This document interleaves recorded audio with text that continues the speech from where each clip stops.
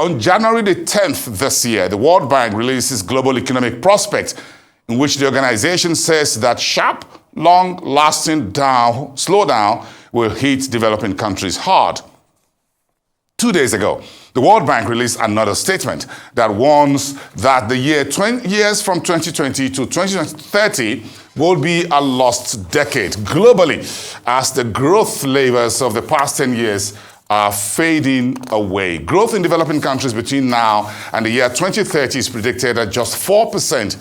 These are grim forecasts that should not be ignored. Joining me to discuss this sober global forecast and what they mean going forward is a development economist. Professor Ken Ife is out of our Abuja studios.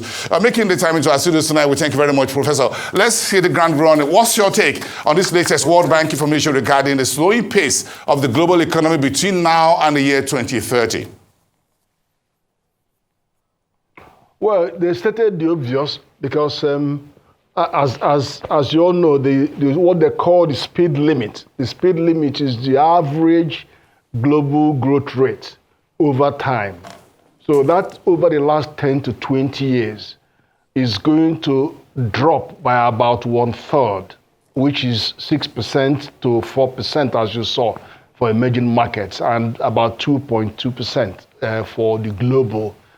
So that's going to go down from now till 2030, effectively dropping by 1/3. So that's what they're saying. And of course, you know that there are so many things that are contributing to this. It's not just one factor, but quite a few.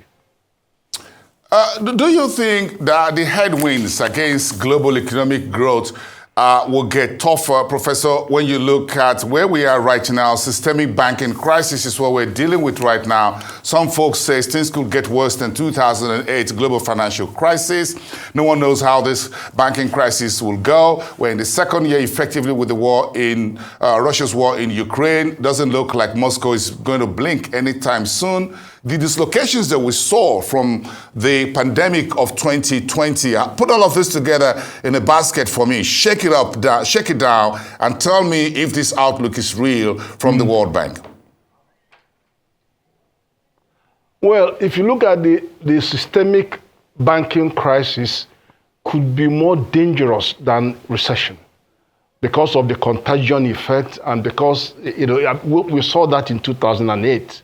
And luckily for Nigeria, why that was not, it's actually the reason for this particular collapse is lack of prudence, prudential management. Because normally, if you look at our bank, we have a reserve ratio of 32.45%, we have liquidity ratio of 30%, and then we have capital adequacy ratio of 15%. We are watching closely the non-performing loan that are holding it at about 5%. So the central bank is doing all it could to avert the kind of crisis America is seeing today. So what you have in America is high interest rate risk colliding with the failure of the bank to maintain adequate liquidity. So you have short-term deposits and you push them to long-term instruments.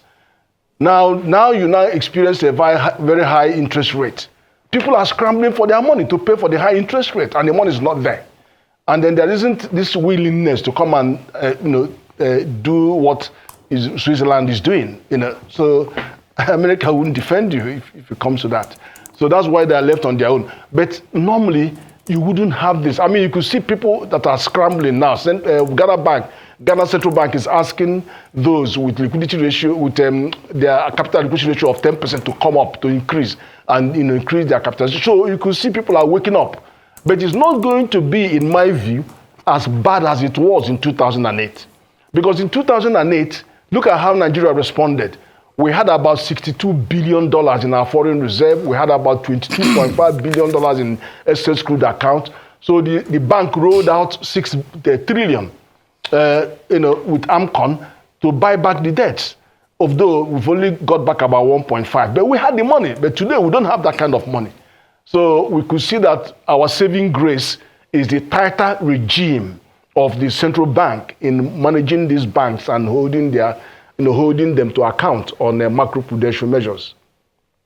Well, the World Bank's outlook, which was released 3 days ago or 2 days ago, was talking about developing economies. Of course, if you try to put Nigeria there, even though we belong to frontier economies, by the way, it's about 4%. So where does that leave Nigeria and the rest of sub-Saharan Africa?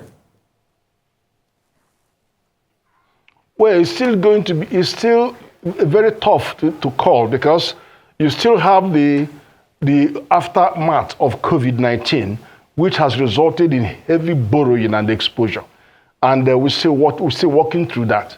Then you have the Russian-Ukraine crisis. The impact of it is now global.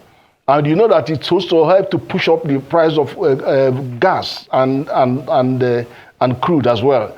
So that is not going away, and that is hurting and fueling inflation. Then you also seen the effect on grains, that people are having shortage of them. So all of those effects, and then the China and American Cold War, not even Cold War, trade war, is not abating. So all of these headwinds are not abating. So it's early to call, too early to call what the consequences could be. But I know that Nigeria would have to take far more stringent measures in the new administration to deal with these matters. Yeah, we need to deal with this. We need to be prepared. So I'm just going to ask you the final question. What should be the key focus action line for Nigeria right now in the immediate and the medium term, and why should we hit the ground running in terms of, we're looking at 4%. If you look at 4% versus our GDP, versus our population growth and all that, about 2.83%. So even if we do 4% annualized basis over between our 2030s, that's just scratching the surface. The first and foremost is, how do you promote more domestic and more foreign investment? Because the investment has to come for you to create the economic opportunity that will create the employment we are looking for. And then also, we need to invest on our human capital resources, because you could hear some of the World Bank comments that we need to invest in labor. But also they said something, that there are possibilities that growth can increase by 1.2% if we open more doors for more women in employment. That's very interesting. And also, we know that the service sector has been singled out for growth. And that means digital economy, mainly driven by digital economy. And our digital economy has been doing very well, posting about over 16% GDP, contribution to the GDP, and the rate of about 9.8% growth rate. So that's been, and it's also influencing the banking sector, supporting the growth of the banking sector. To about 18% growth rate of the banking sector. So both of them, and they're saying, focus more on the growth that you can achieve from a social and from the service sector, predominantly the digital economy. And the other areas will include, how do you increase productivity? Of course, investment is very important. And then reducing the negative impact on infrastructure would all help to improve our productivity. Well, yes, the World Bank in this report 2 days ago, Professor, says we should everyone should increase productivity. So we should do policies that will increase, that will boost productivity, ambitious policy push, quote unquote. That's how the central bank, that's how the World Bank put it, ambitious policy push to boost productivity. How can Nigeria boost productivity in the immediate to the medium term? Give me 1 minute on that quickly. Well, so many part of it. One, investment has to come in. Two, you have to reduce the input cost. Then the other, you have the labor component of the product. All of those go to improving the productivity. And then also, one other thing that they talked about, trade facilitation. Remember, according to WTO and WCO, trade facilitation costs 15% of total trade volume. Our total trade volume in Nigeria is around about $100 billion. What sectors should we focus on quickly to grow productivity in Nigeria? That's my question. Well, you have to invest in human capital, because that is a very critical element in improving productivity. Then you have the investment part, because anything else you want to do requires investment. And if you can't find investment, then you're on your own. But of course, there are rising input costs that are making things uncompetitive and they're affecting productivity. So those rising input costs like energy costs and all that, they're all affecting industrial productivity. So you have human productivity, especially when it comes to service sector. You have manufacturing capacity that has to shrink because it's experiencing high input costs.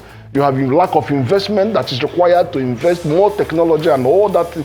All of them are, you need to pay attention to all of that. All right, well, we thank you for those reflections on this outlook, on your outlook on the latest World Bank warnings on global economy. Thank you so much. Enjoy your evening.